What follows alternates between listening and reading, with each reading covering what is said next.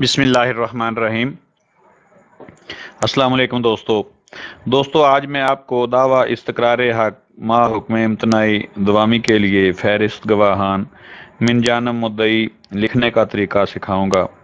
دوستو بغیر time waste کیے آپ کو فہرست گواہان لکھنا سکھاتے ہیں۔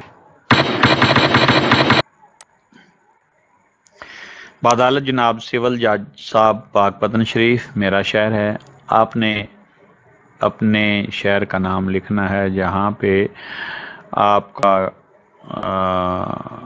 مقدمہ زیر سماعت ہے۔ اس کے بعد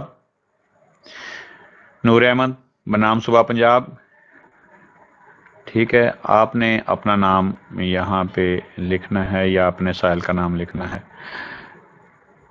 دعویٰ استقرار حق ما حکم امتناعی دوامی فہرست گواہان من جانب مدعی جناب علی سائل ابلیغ مدعی حسب ذیل فہرست گواہان پیش کرتا ہے۔ ضمن نمبر 1، محمد علی ولد محمد اقبال، ذات توانا، سکنہ 69 ایس پی، تحصیل و ضلع پاک پتن شریف۔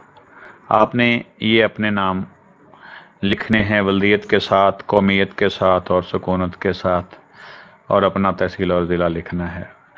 اور اسی طرح دوسرے نمبر پہ ہے علی احمد ولد عبدالستار، قوم کھرل، سکنہ باری پور، تحصیل و ضلع پاک پتن شریف۔